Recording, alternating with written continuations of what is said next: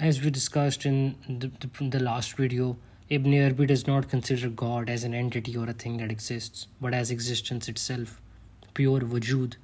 Wujud in Arabic does not only mean existence as such, but also consciousness, awareness, knowledge, love, and ecstasy.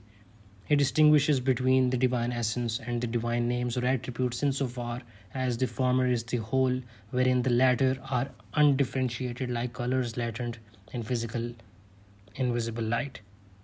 Most importantly, Ibn Arabi notes that both the essence and the names are ontologically identical. The attributes of wujud are infinite, and due to their unlimitedness, they cannot be distinguished from one another when considered as the divine essence.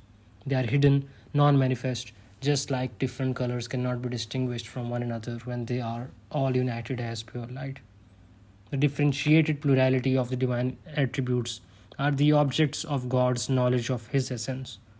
Since God is infinite, His objects of knowledge are infinite, for they are every possibility of self expression that is determined by the inherent reality of Wajud itself.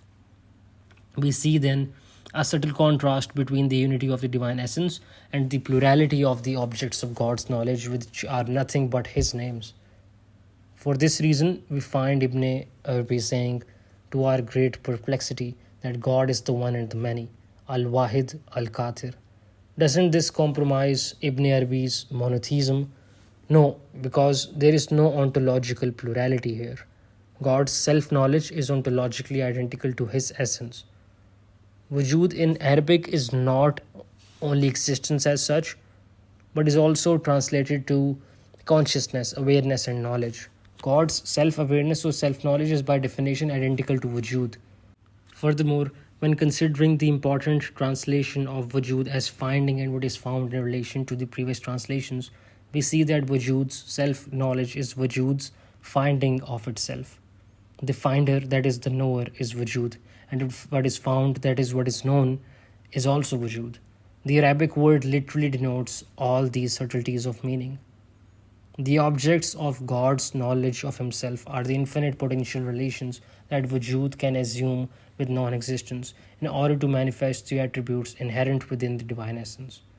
Creation happens when wujud actualizes the potentiality of its relation to non existence. In Hadith Qudsi that Ibn Arabi frequently quotes in his writings, God replies to David's pondering about the purpose of creation and says, I was a hidden treasure and I loved to be known, so I created creation to be known. One interpretation of this hadith understands that the hidden treasure is God's non manifest essence, where all attributes and names are undifferentiated. God knows the infinite possibilities of manifesting the jewels, that is, the attributes hidden in His essence. But such possibilities are only actualized when God actually assumes a relation to non existence. Creation can be understood in Ibn Arabi's framework as the actualization of the objects of God's knowledge of Himself. Creatures are the various modes of non existence by which wujud delimits itself. They are the loci of God's manifestation insofar as they define and thus manifest the hidden and undifferentiated attributes inherent in the treasure of wujud. Similarly, different degrees of darkness are the loci of the manifestation of different shades of colors latent in invisible light. These confinements are the qualities or the whatness of what we perceive within cosmos. They are why we see a rose and not as a butterfly. They allow us to define certain modes of existence and distinguish them from others. The objects of God's knowledge are essentially the ontological roots of the cosmos. Ibn Arabi remarks that the real's knowledge of himself is identical with his knowledge of the cosmos. It is in this sense that he interprets the Quranic verse, Allah encompasses all things in His knowledge. Unlike theologians, Ibn Arabi does not consider creation as something that happened ex nihilo, for God eternally knows the cosmos because He eternally knows Himself. That is, every possibility of the manifestation of existence or wujud. Hence, the statement, I was a hidden treasure, cannot mean a temporal precedence in relation to creation, but rather an ontological precedence.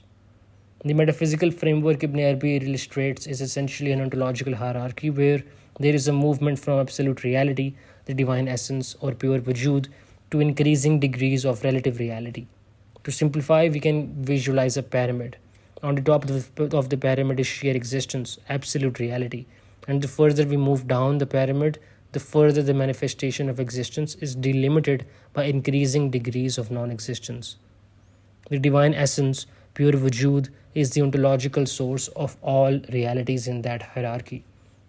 Everything other than pure Wajood, all seen and unseen realities, including everything in the world as we know it, is in between Wajood, existence, and non existence, God's immanence and transcendence, reality and unreality, or as Ibn Arabi famously remarks, creation is simultaneously God and not God. Similarly, everything other than invisible light, that is, colors, are simultaneously light and darkness.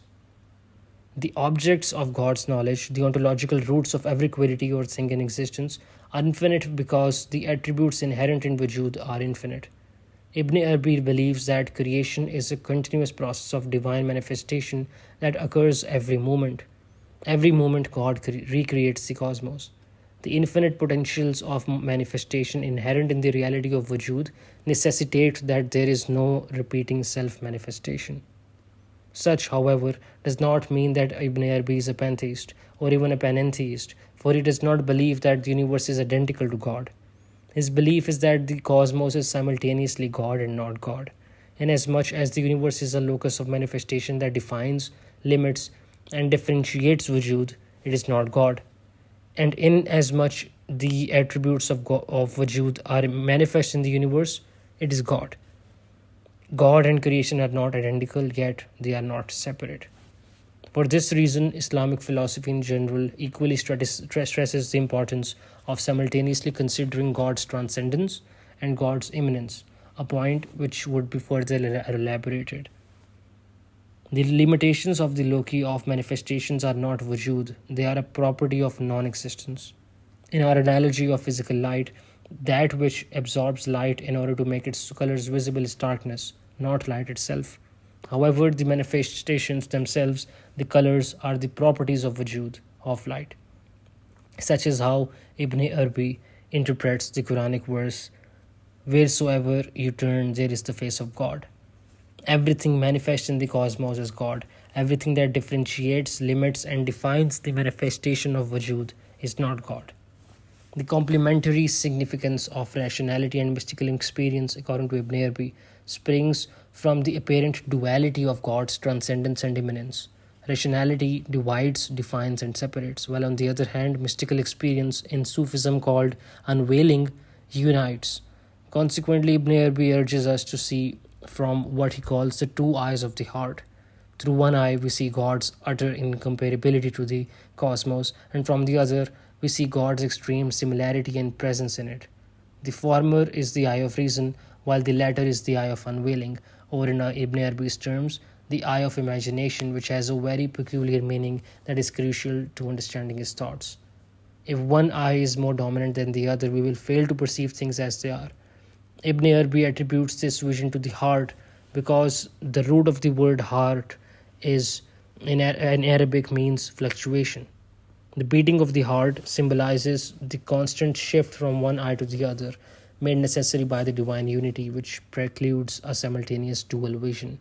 If we see from both eyes, we will effectively experience ourselves and the world as both God and not God. When considering the infinite objects of God's knowledge in their totality, we see that they collectively perfectly reflect Wajood as a whole. Hence, the divine essence and God's knowledge of his essence are identical, for both are Wajood.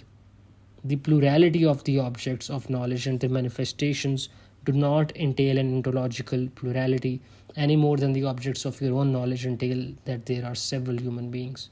Likewise, the infinite possibilities of colors inherent in pure light does not entail the ontological plurality of light. Rather, we can consider pure light a unity that embraces the plurality of colors. Similarly, God is a unity that embraces by its very nature the plurality of his attributes and thus the plurality of their manifestation in the cosmos. Hence, we can say that he is an undifferentiation that embraces all differentiation, a non-identification that embraces all identification, or a non-delimitation that encompasses all delimitations within itself. According to Ibn Arabi, there are no several existences in the universe. You are not something with a separate existence than me, your friend, or God. There is only one existence, and it is existence itself, alternatively called God.